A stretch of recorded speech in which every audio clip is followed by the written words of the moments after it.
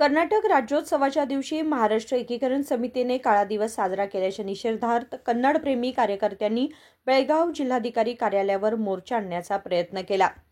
कन्नडप्रेमी कार्यकर्त्यांनी जिल्हाधिकाऱ्यांना विचारले की आमच्यावर नेहमी निर्बंध लादले जातात, पण महाराष्ट्र एकीकरण समितीच्या राष्ट्रद्रोही लोकांवर मात्र का नाही।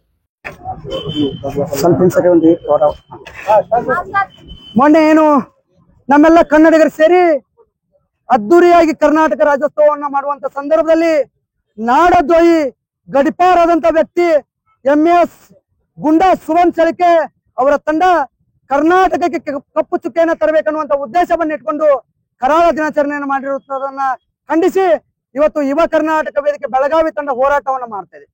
10 ರಿಂದ 15 ಗುಂಡಾ ಕೇಸ್ ಇರುವಂತ ಗಡಿಪಾರಾದಂತ ವ್ಯಕ್ತಿಯನ್ನ ಬೆಳಗಾವಿ ಒಳಗಡೆ ಪ್ರವೇಶಕ್ಕೆ ಅವಕಾಶ ಮಾಡಿಕೊಟ್ಟಂತ ಪೊಲೀಸ್ ಇಲಾಖೆಗೆ ಇವತ್ತು ನಾವು ಎಚ್ಚರಿಕೆಯನ್ನು ನೀಡುವುದರ ಮುಖಾಂತರ ಏನು ರಮಾಕಾಂತ್ ಕುಂಡಸ್ಕರ್ ಅವರು ಒಂದು ಮಾತನ್ನು ಹೇಳಿದ್ದಾರೆ, ನಮ್ಮ ರಾಷ್ಟ್ರ ಭಾಷೆ ನಮ್ಮ ಮಾತೃಭಾಷೆ ಮರಾಠಿ, ನಾವು ನಮ್ಮ ಮಾತೃಭಾಷೆ ಇದ್ದಲ್ಲಿ ನಾವು ಇರುವುದಕ್ಕೆ ಇಚ್ಛೆಯನ್ನು ಪಡ್ತೇವೆ ಅಂತೇಳಿ ರಮಾಕಾಂತ್ ಕುಂಡಸ್ಕರ್ ಅವರಿಗೆ ಒಂದು ಮಾತನ್ನು ಹೇಳ್ತೇನೆ, ನಿಮ್ಮ ಮಾತೃಭಾಷೆ ಮರಾಠಿ ಇದೆ, ನೀವು ಮಹಾರಾಷ್ಟ್ರಕ್ಕೆ ಹೋಗಿ, ಮಹಾರಾಷ್ಟ್ರಕ್ಕೆ ಹೋಗುವಂತ ಖರ್ಚು ವೆಚ್ಚನ ಯುವ ಕರ್ನಾಟಕ ವೇದಿಕೆ ಬೆಳಗಾವಿ ತಂಡ ಕೊಡೋದಕ್ಕೆ ಸಿದ್ಧಿದೆ। ಮಾನ್ಯ ಜಿಲ್ಲಾಧಿಕಾರಿಗಳು ಕೂಡ ಹೇಳಿದ್ರು, ಮತ್ತೆ ಕಮಿಷನರ್ ಕೂಡ ಹೇಳಿದ್ರು, ಯಾವುದೇ ಕಾರಣಕ್ಕೂ ಕೂಡ ಕರಾಳ ದಿನಾಚರಣೆ ಮಾಡೋದಕ್ಕೆ ಅವಕಾಶ ಮಾಡಿಕೊಡುವುದಿಲ್ಲ ಅಂತೇಳಿ।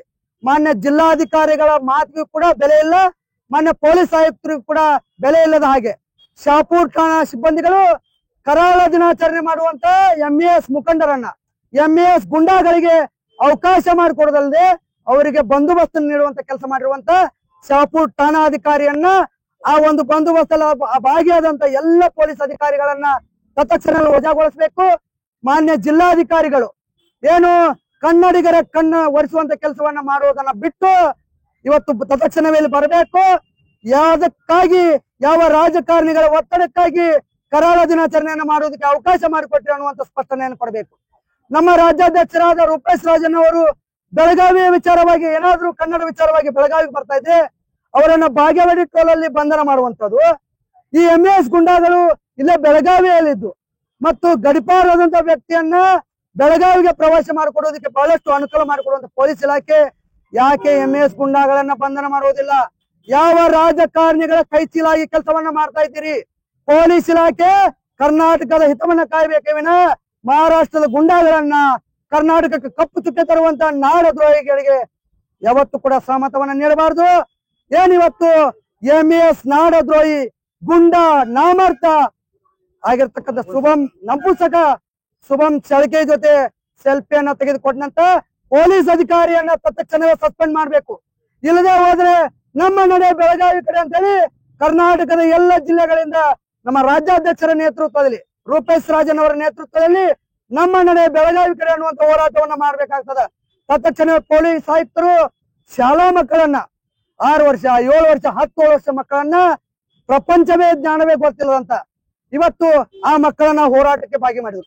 ಮರಾಠಿಯನ್ನ ಕಲಿತು ನೀವು ಉತ್ತಂಗಕ್ಕೆ ಹೋಗ್ಬೇಕಾಗಿದೆ, ಏನು ಇಂಜಿನಿಯರ್ ಆಗ್ಬೇಕಾಗಿದೆ, ಡಾಕ್ಟರ್ ಆಗ್ಬೇಕಾಗಿದೆ, ಆ ಮಕ್ಕಳಿಗೆ 10ನೇ ತರಗತಿಯೊಳಗೆ ಉತ್ತಮವಾದ ಕನ್ನಡವನ್ನ ಉತ್ತಮವಾದ ಶಿಕ್ಷಣವನ್ನ ಕೊಡಿಸಿ ಈ ಕರಾಳ ದಿನಾಚರಣೆ ಮಾಡುವಂತ ನಾಡದ್ರೋಹಿಗಳನ್ನ ರಾಜಕೀಯ ವ್ಯಕ್ತಿಗಳನ್ನ ದೂರಿಟ್ಟು ಆ ಮಕ್ಕಳಿಗೆ ಒಳ್ಳೆಯ ಒಂದು ವ್ಯವಸ್ಥೆನ ಮಾಡಬೇಕು। ಆ ಮಕ್ಕಳನ್ನ ಉಪಯೋಗಿಸಿಕೊಂಡಂತ ನಾಡದ್ರೋಹಿ ಸಂಘಟನೆಯನ್ನ ಮುಖಂಡರನ್ನ ತತ್ಕ್ಷಣವೇ ಬಂಧನ ಮಾಡಬೇಕು ಅಂತೇಳಿ ಯುವ ಕರ್ನಾಟಕ ವೇದಿಕೆ ಬೆಳಗಾವಿ ತಂಡ ಆಗ್ರಹವನ್ನ ಮಾಡ್ತಾ ಇದೆ। ಯುವ ಕರ್ನಾಟಕ ವೇದಿಕೆ जिल्हाध्यक्ष बेळगाव।